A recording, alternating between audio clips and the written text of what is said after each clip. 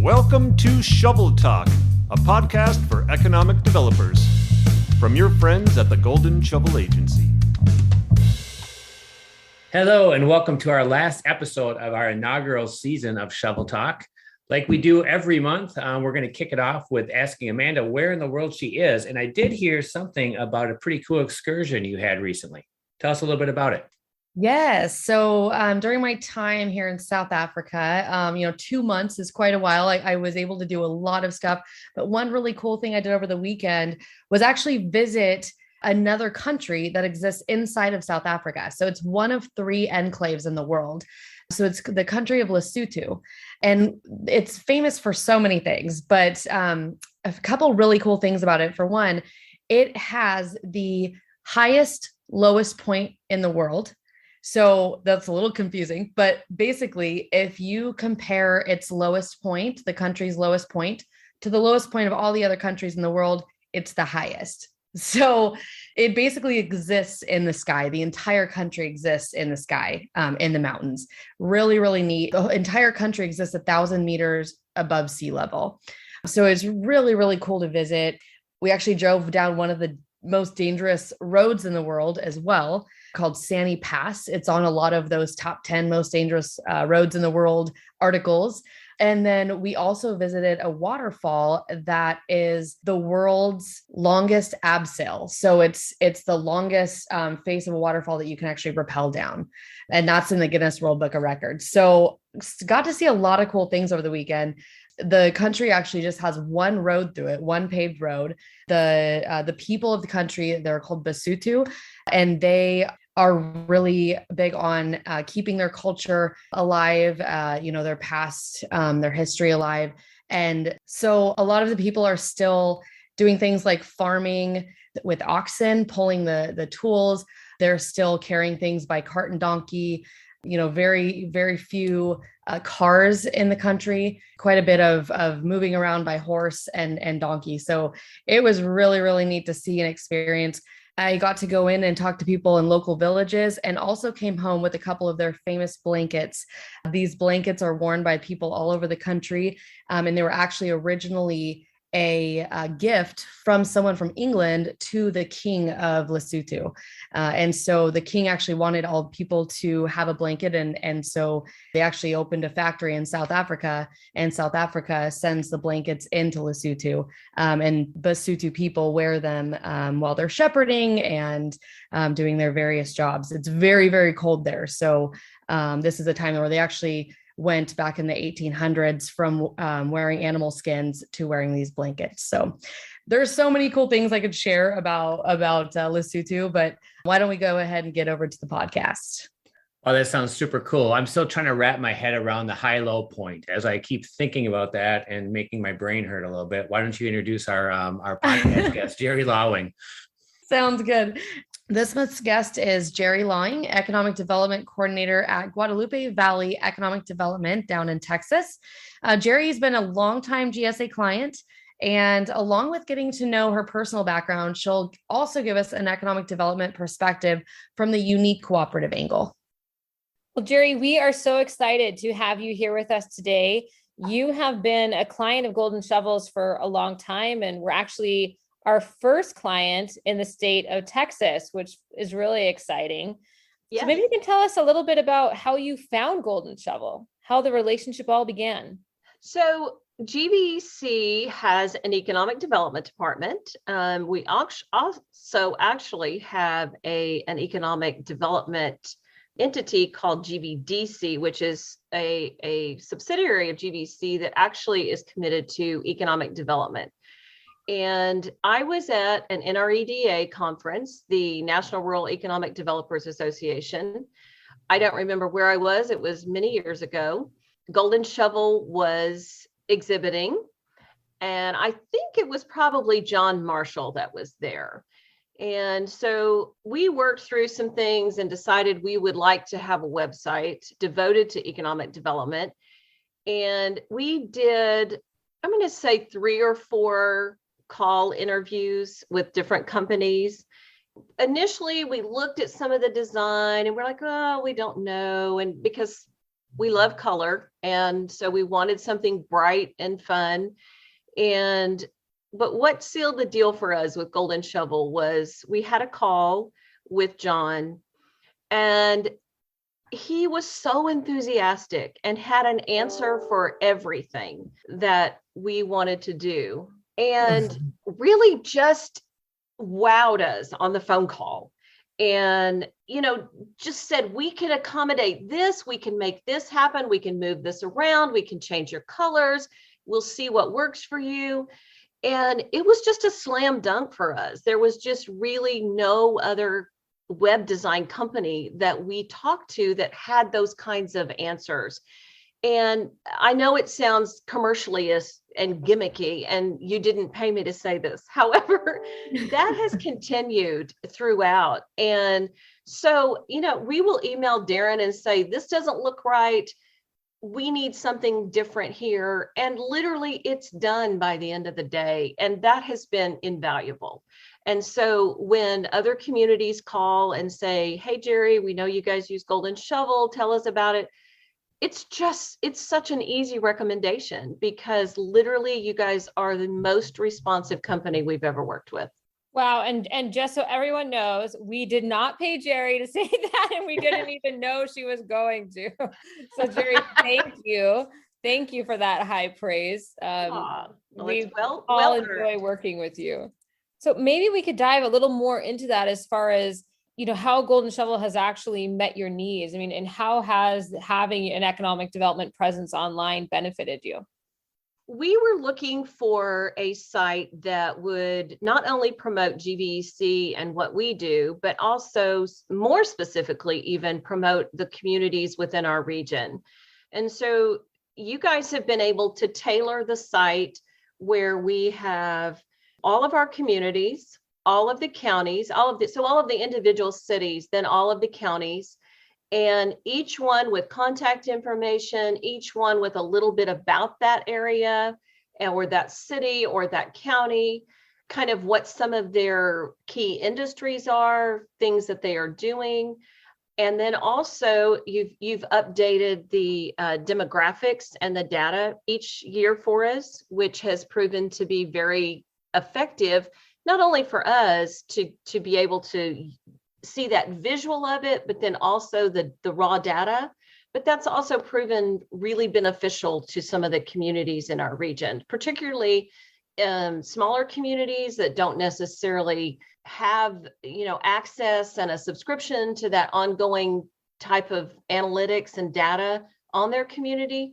It gives a really good basic overview. And so we've seen that time and time again, that communities have been able to use that information. And then just jumping over to what specifically Golden Shovel has done, I touched on this a while ago, but you guys have really tailored the site to what we need. So I know you guys have different modules, and we've been able to kind of adjust those. We didn't want a big, broad property search and site search with map and, search pieces and all of that on the site. That just seemed too overwhelming. So you guys were able to take another module and make that work for us. And then, just the continuous effort each month, you guys always show up to the table. I'm always running behind and trying to scramble to figure out what we need to be doing at that monthly meeting. But that's something that really keeps us on track. And I don't know if other web companies do that, but that's huge, to be able to meet with the company once a month and go through all kinds of different things. I know last month we've had a blog on our website. That's something we haven't been able to keep up with, but we really want to try. So we're gonna try to re-put that up. But Darren was able to take that down and say, okay, let's shift and maybe add that back next time. So that flexibility is huge. And Gerri, so you've not only had success with your website, but I was actually reading a client spotlight that we did with you last year, I believe it was, and it said that you have had a lot of success on social media, on LinkedIn, Twitter, and Instagram. And I actually want to ask you this for clients that I've worked with, because I get asked time and time again, how do I make LinkedIn, especially LinkedIn and Twitter, work for me with connecting to key players in economic development. So you had shared with us last year that you've sought out and connected with real estate developers, companies, and CEOs on social media and had really great results. So can you share your secrets with us? What has made you so successful on those platforms? Oh, Bethany, you're in for it. And I'll tell you what, people that know me are like, oh man, I can't believe she asked her that question. Because I can rattle on and on and on about it. And as you know from our conversation a few minutes ago regarding some technical things on my computer, I am not a techie, but I do know that, as you guys do, people want to connect ultimately, but they want to know why you want to connect. They want to understand it. And they ultimately want to feel special. And so I'm not going to say a Twitter junkie, but I'm kind of a Twitter junkie. Twitter is so fast paced that you can keep up with everything that's happening on the latest and greatest. You can also, it gives you the ability to tag someone. It gives you the ability to message someone. And really that's across the board on LinkedIn as well. I had someone tell me long, long ago, before I ever thought about being in economic development, I was very, very young, and said that you could connect with anyone. So I never forgot that though. And if you get on LinkedIn, you can many times go to the company website or LinkedIn page. You can search their employees. You can find that CEO or that business development manager or someone who you know is in your lane, and message them, tell them what you do, tell them why you want to connect, tell them you saw them, their name in this article recently in the Business Journal, and, you want to find out more. And I think probably I have been turned down, but I just blotted it from my mind. So I'm going to say probably never has anyone declined to connect. And then a lot of people, I think, have this perception. I think that's changing, but a lot of people have this perception that, oh, it's just social media and she just likes social media. And I honestly don't. I'm not on anything really on a personal level other than for business. But I think there's huge power in that. And there is this wonderful opportunity to connect with the people you want to connect with right there at your fingertips. And, if you want to promote something specifically, once you connect with them, you already have that platform. Then you have that jumping off space where then you can push content out almost, I'm not going to say directly to them, but there's that connection that's been made. And so, yes, I am a huge fan of the opportunity that's there specifically through LinkedIn and through Twitter. Well, Gerri, I think that it's awesome that you're using social media that way and have had a lot of success. It can be really intimidating for people. And I think part of what you said is really important. And that's just to try, right? To try to make those connections and not be worried if they're going to connect with you or not. Because most of the time people, it sounds like, have been quite welcoming.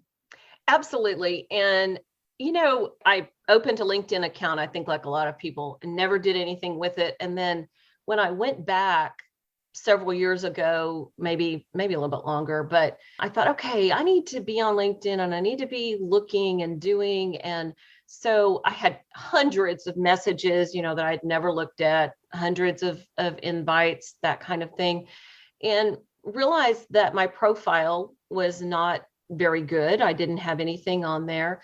And that, I think, can be intimidating to people because you think, is my education what it should be? Is my experience on there? Do I have people recommending me? All that kind of stuff. And to be honest, I don't know anything about all of the bells and whistles as far as recommendations and endorsements and all of that.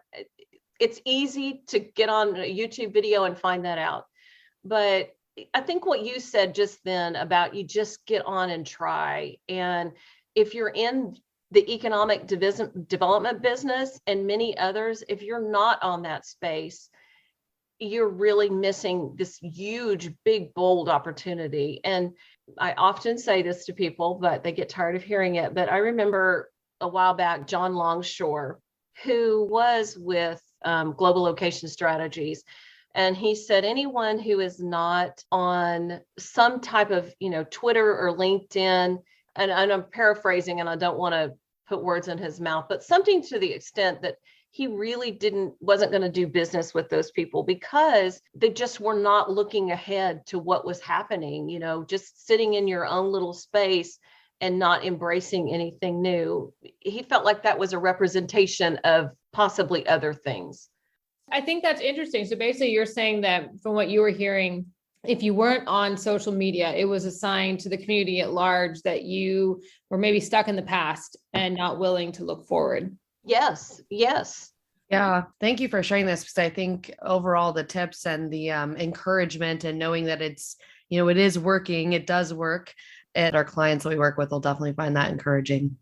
So Gerri, I wanted to go back a little bit and just make sure that our audience knows a little more about you and the role that you play at GVEC, the work you do in economic development.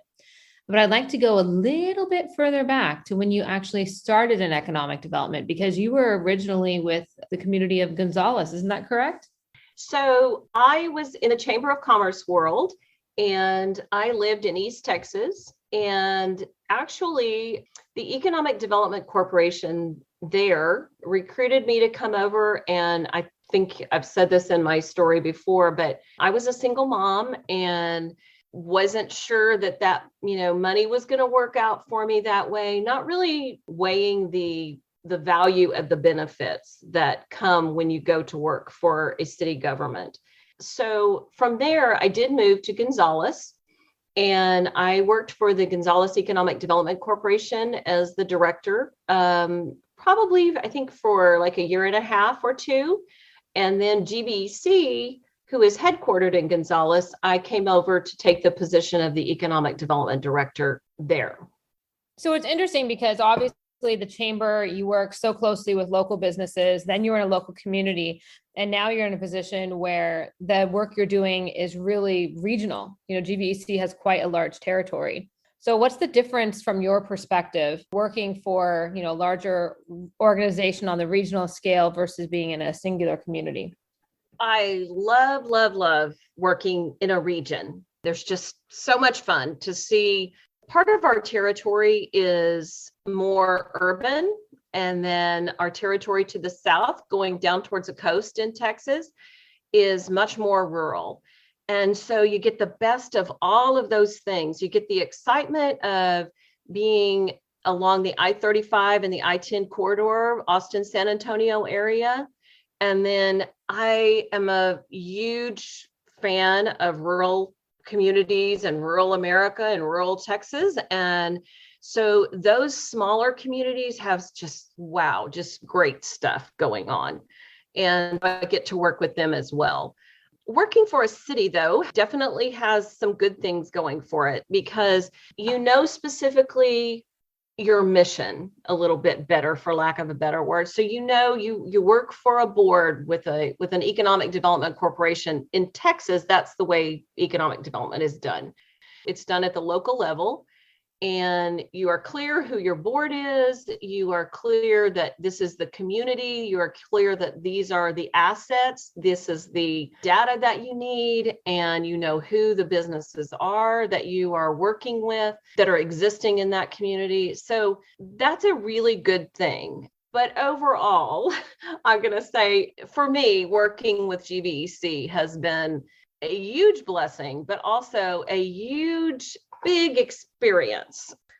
So Gerri, we do work with a lot of electric co-ops. I actually didn't learn about electric co-ops working in economic development until I joined the Golden Shovel team. And I was an economic developer in Northern California before that. So I know that there's economic developers and maybe some of our clients out there that aren't exactly sure what part they take in economic development. So can you expand a little bit on that?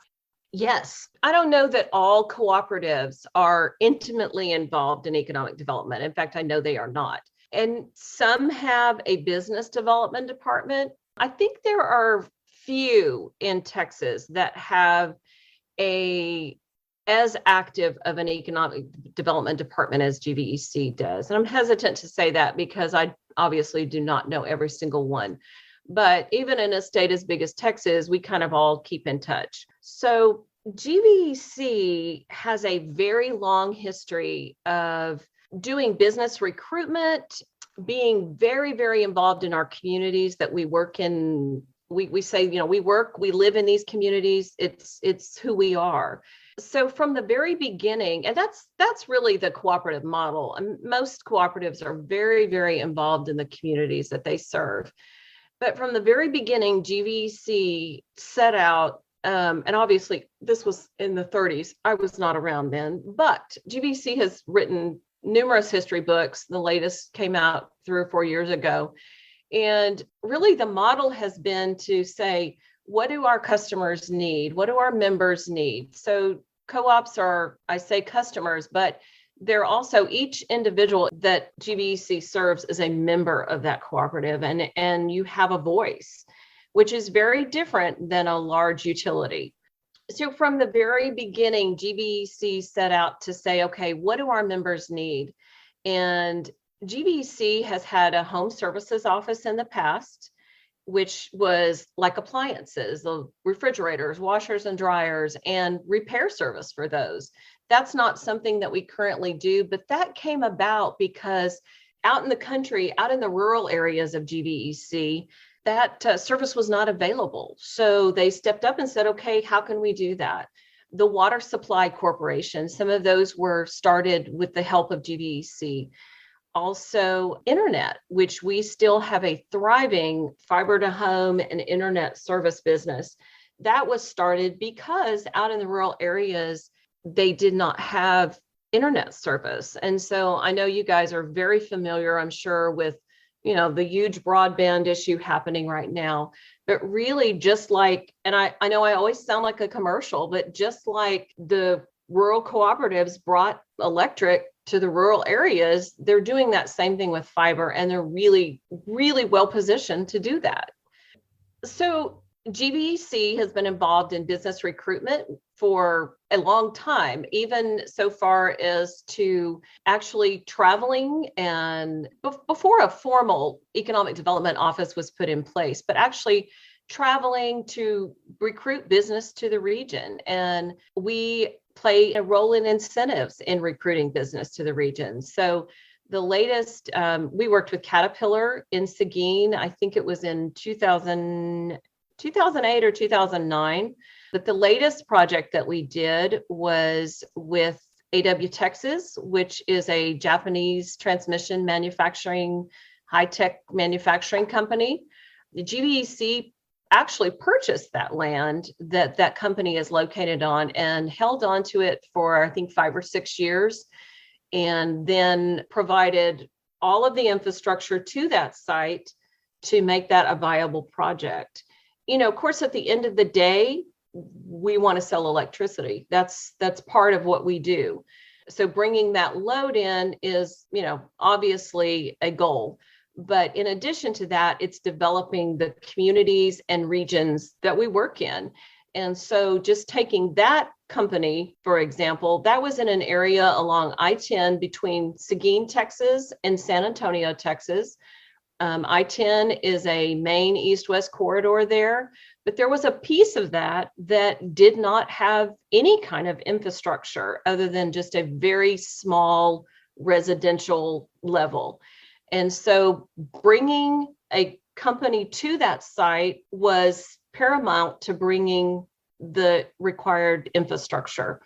And so that was a partnership with GVEC, the city of Cibolo, Guadalupe County, the state of Texas, Centerpoint, the water provider, just numerous people. TxDOT came to the table on that. And that literally will change the face of, and already has, but change the face and the economic prosperity that's available along that main corridor. So that's why GVEC has an involvement in economic development. And that's why we're so passionate about it.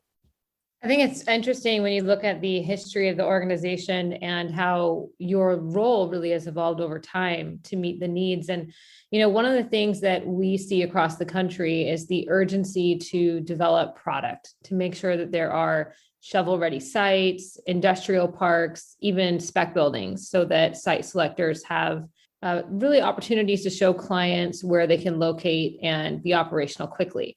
Now, GVEC actually has been involved in some industrial park development in your territories recently. Isn't that correct? Yes. So we actually developed again with the community. There were actually another cooperative that GVEC merged with in Cuero and developed the DeWitt Industrial Park, which still has sites today. We continue to promote that property at that site. There is currently, I think, probably 8 or 10 businesses in that industrial park. We are always looking for new opportunities. So if a community comes to us and, has a need, then we're going to look at it as far as land purchase. We're going to look at that opportunity and see if we can assist and help. Right now, GVEC is located very near to State Highway 130, which if I'm going to jump gears here, I mentioned Tesla, but Tesla is actually located along SH 130. And for some of you outside of Texas, you may not realize, but you can travel faster on SH 130 than any road in the country. You can actually go 85 miles an hour. Wow. And we are located very near that area. In fact, part of our territory is on SH 130 as it hits Interstate 10 coming in towards Seguin. So, we're always looking ahead to what areas may become viable. And that is definitely an area that people are keeping a close watch on. There's a lot of development coming that direction. So actually, you've got Seguin in the middle, and then heading towards Cibolo is where the AW Texas plant was and where GVEC invested in the property there. And then you have to the east going towards Houston, there's some opportunity that way as well. So it really comes down to being forward-looking in part for the cooperative to try to figure out what opportunities are going to be on the horizon and try to get involved in that infrastructure planning early on. I couldn't have said it better myself. That's exactly right. That's exactly what we try to do from a development perspective. So you graduated from the OU Economic Development Institute. What would you say is the most important lesson you learned through your education there? And should all economic developers be certified? It seems like long ago that I went to the Institute, but I will tell you there was somebody who made a huge impression on me there. That was Rocky Wade. And I'm sure many of your listeners and you guys may know who Rocky Wade is. He has since passed away. But he reminded me of Mr. French on Family Affair. But at any rate, you guys probably have no idea who that is. So, I have no idea. You're going to have to look him up. He taught finance. I will tell you, I don't have a finance mind. That's an area I really struggle in. Our accounting department can verify that. But he brought that to life in a way that no one ever had for me. And so I followed him, and he would send out emails after that, just this and that. Just an amazing man who really changed the way that I looked at finance and the way that I processed it. And so he was my big takeaway from EDI. But I also think you had to go, I think it was a week every year. I think now they've really condensed it down. I don't know specifically, but I think you can do it 2 or 3 times a year, maybe quicker than that. I'm not sure. But, I think maybe because you're going to have me bear it all here. So this goes back to the LinkedIn deal of, am I good enough for this?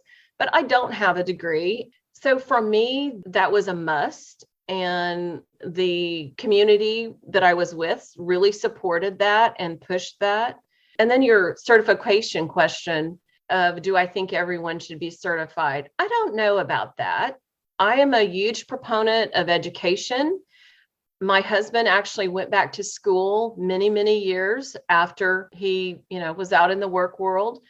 And so I'm very proud of that. I'm a huge believer in that. And I often think I need to be one of those people that is, walks across the university stage at 75 and says, hey, this is what I did. But then I get lazy and think, oh, I don't know. But for certification, I think more than anything, I know some fantastic people that I highly, highly, highly respect that I think are phenomenal in the economic development world who are not certified and don't really feel like they need to do that. But I think for me, just from my perspective, I'm not sure I will do that. I keep thinking I'm going to, but it's a goal that you set for yourself that you're able to say, I accomplished that. And so I think more than anything in life, that's what all those things mean is, I set myself on this path and I was able to accomplish that. And we hear this all the time. You don't know what you don't know. And the more you know, all those cliche things. But it's so true. And there's just a big wide world out there of information, whether it be through certification, whether it be through EDI, whether it be through, having your PhD. There's so many things you don't know until you actually learn them. So I guess I'm going to from all of that, I'm going to say, yes, I think those things are really important. And whether I did them or not doesn't mean they're not important. So Gerri, I think you mentioned something earlier when you were talking about social media, and that was not being afraid to put yourself out there and try. And I understand that there's probably a lot of people who may find this field to be interesting, but because they don't have the educational background or qualifications, they might feel like they're not fit for that role. And I think by what you said, you've just proven that the most important thing is to actually care to try, and that there are learning opportunities that are not necessarily traditional ones that will give you the tools you need to be successful.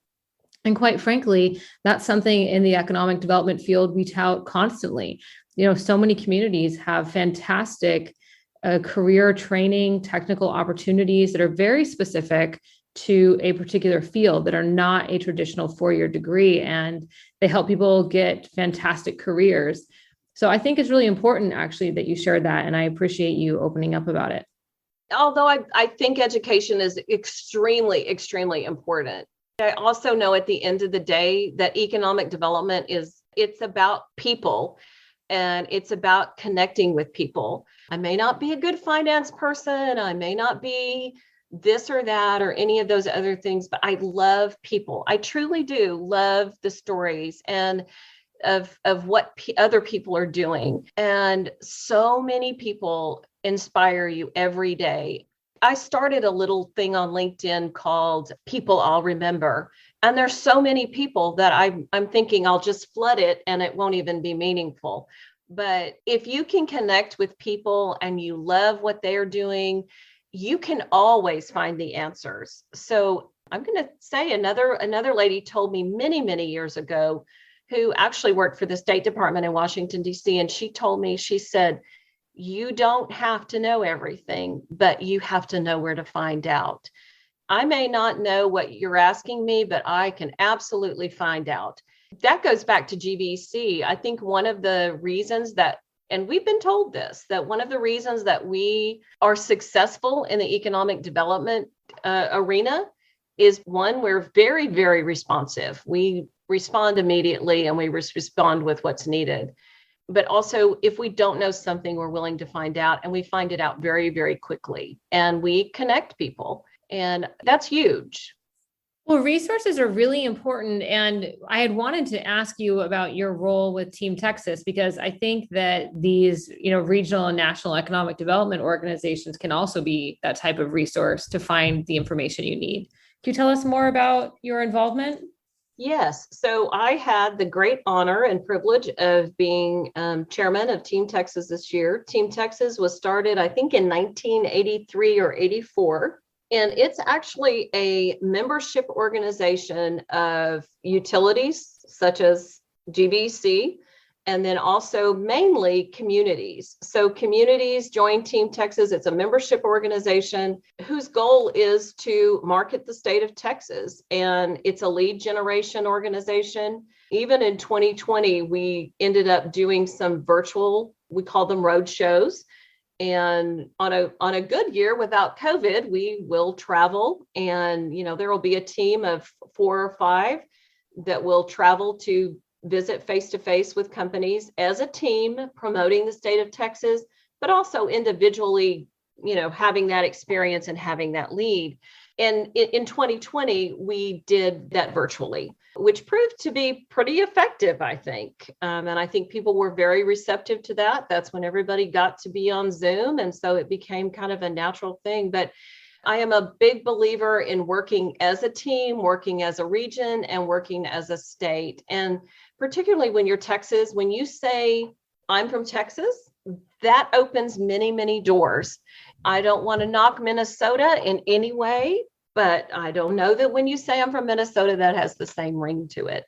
So we work as a team. It's easy to promote Texas, and there is a connotation of being big and bold, and here's what Texas has to offer. And because we do economic development at the local level, each of those communities that is a member then has the opportunity to follow up with that and to kind of narrow it down from the state, but then narrow it down to their area and then to their communities. It's a wonderful organization, and I anticipate it will continue to thrive for many years to come. So I'm curious, who makes up the group that travels around? This is reminding me of something we used to do in the community I worked in, which was business walks. And so we'd take, myself from economic development, we'd take the city planner, the city manager, someone from the parks department, and we'd kind of go around and there'd be someone represented from different parts of the city or community that might be able to help or answer questions and things. So is it similar, or who makes up that group, and what are you doing when you go around and visit? So first and foremost, we're promoting the state of Texas and the opportunities in the state of Texas. So a roadshow can be made up of, say if the membership is 100 communities, then 4 or 5 of those communities, and it will vary every time. So it may not be the same group each time, but different out of that 100, 4 or 5 will travel to another state, to another region, and make those company visits, make those acquaintances with site selectors that they may not know, and then those leads then get funneled out, and whoever participated in that then is able to follow up. So similar to what you're talking about, but more on a business attraction. So Gerri, how long have you been involved in economic development organizations? I have been in the economic development space since, I think, 2003. And then, I just started out small and began working with a couple of regional organizations. And then, of course, when I came to GVEC, became much more involved in the region and some of the state organizations. The governor's office of economic development here in Texas has a fantastic presence. So we work with them and stay in touch and follow what they're doing and ask for assistance if needed. And they are just fantastic. But also work for some smaller regional groups. In Texas, for me, the Texas Downtown Association, when you talked about sharing information, we talked about that earlier, but they have a listserv. Many organizations have a listserv, but they are really grassroots, provide wonderful interaction between their members. So if you're a young person and you're looking to find out how to contract for pavers in your downtown, something as simple as that, they're a huge resource for that. I'm also a member of I am not on Facebook. I actually did make a Facebook account only to connect with these couple of groups, and I don't get on there frequently, but there again, if you're young and you're starting out and you have questions, no question is ever stupid. It absolutely is not. And if you don't ask it, you will never know the answer. But there's a couple of Facebook groups within the state of Texas that, just put out a question and you will get 50 answers and 50 resources, company connections. that's invaluable. And then I know, on LinkedIn, there's a lot of different groups that you can be a part of. And I think if I had to say, I think I've always been kind of mouthy and not afraid to say much, but I probably should filter that sometimes, many times. But if I were to say to my younger self, I would just say, there's no stupid question. And you just have to have that thirst to find out. And if somebody thinks that you are silly and inexperienced along the way, so be it. That doesn't matter. Because you'll come out on the other end with that knowledge and that information. So, Gerri, why should young economic developers get involved with state and regional organizations? The best example that I can give of that is the Texas Economic Development Council. But TEDC, they are the professional membership organization for the state of Texas. I think they have maybe almost 1,000 members at this point. So you're drawing on a wealth of knowledge. Really, one of the biggest, if not the biggest benefit to being a member of a statewide organization is, as a young person, a young economic developer, man, you've got all that experience right at your fingertips. And probably other states do this as well, but at TEDC, they have a resource library with documents from A to Z that you can pull upon. Then you've also got those contacts. I used to email people that I would meet at the conferences. And so TEDC does a conference 3 times a year. They used to do 4. Now they do 3. And I would meet someone, then I would read that they had something going that was similar to what I needed to find information on. And almost again, just like messaging on LinkedIn, but almost without fail, if you ask someone, what does your agreement with your city look like for the EDC corporation? And, if you have an agreement with the city, what does that look like? And they'll send it to you. That's just one small example. When GVEC was looking to develop the site along I-10 where AW Texas went, initially we were going to do an industrial park there. And I literally traveled across the state of Texas. It was great fun. I loved it. But I was able to go up in the Dallas-Fort Worth area. I literally started up in North Texas, far North Texas, went to Sulphur Springs, and literally worked my way back down, which I'm way south of Austin, and worked my way down, went through industrial parks, but also stopped and visited just a couple of people I didn't even know very well. I just reached out and said, hey, can I tour your industrial park? They spent half a day showing me what they had done, how they did it, the businesses that were there. And so if you're just on an island by yourself, you don't have those connections and you don't have any way to get them.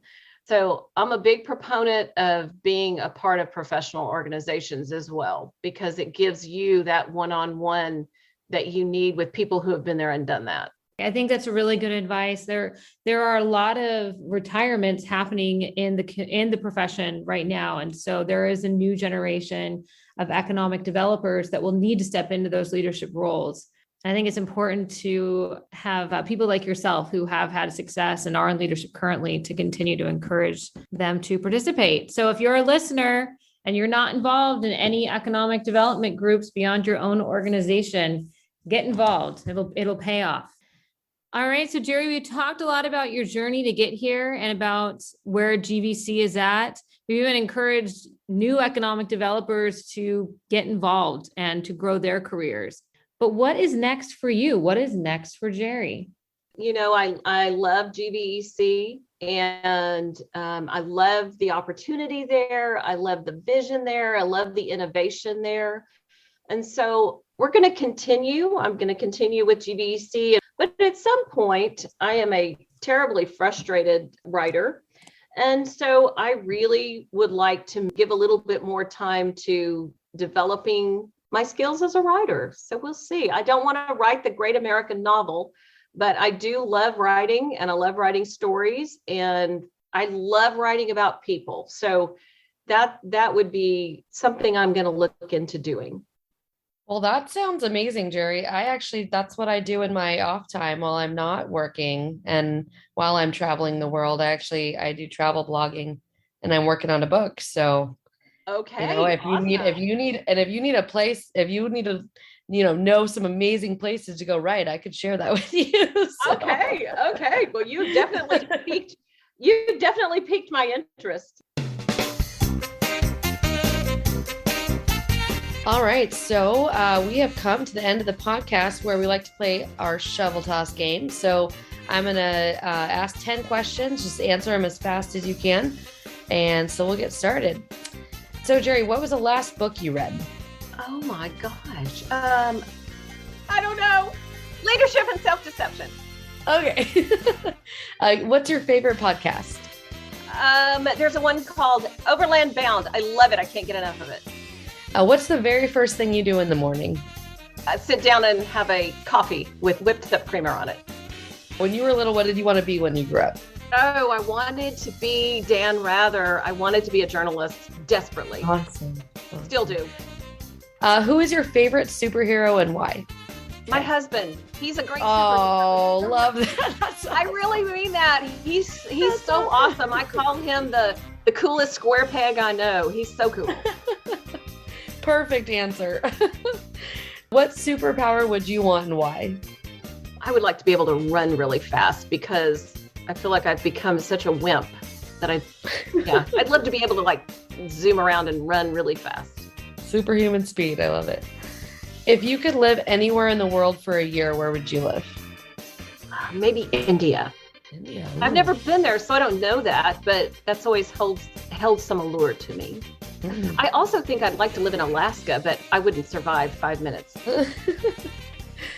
If you could have a meal with anyone in history, who would it be with and why? Thomas Jefferson, just because I find him fascinating. When I was a little girl, I went to Monticello and just thought it was the most fascinating place I'd ever been. Never forgot it. Awesome. Who was your favorite band or singer when you were a teenager? Is Tony DeFranco and the something. Y'all don't even know who that is. But as a teenager, I loved Barbra Streisand. That one I know.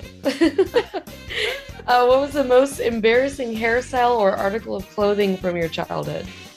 I'm going to give a really bad answer here. I don't remember ever having anything like that. I hate to say it, but I do really like my hair. And I've had the same hair since I was a little girl. That's awesome. I love that you have the same hair. That's great. And you still love it. That's perfect. That's awesome. All right. Well, that's all 10 questions. Thank you so much for playing. That was fun. Oh, that was awesome, Amanda. Yes. And thank you so much for being on the podcast. It was great chatting with you today. And thank you for sharing, information about what you guys do. And I think our clients and our listeners are really going to take a lot from that conversation. So thank you so much for having me. Thank you once again to Gerri Lawing from Guadalupe Valley Economic Development down in the great state of Texas. She has been a great Golden Shovel client and Golden Shovel advocate for many years. I've enjoyed working with her. You can check out Guadalupe Valley Economic Development on the web at experienceguadalupevalley.com, where you can also check out their social media accounts, Twitter, Facebook, LinkedIn, YouTube, and Instagram.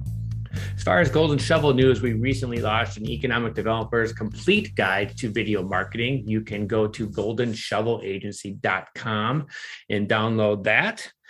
And this does conclude our inaugural season of Shovel Talk. We've really enjoyed this, getting into the podcast game, and we are all already furiously working on new guests for 2022. So everybody out there in the Golden Shovel world, the Golden Shovel universe, have a very happy holiday season, and we will talk in 2022.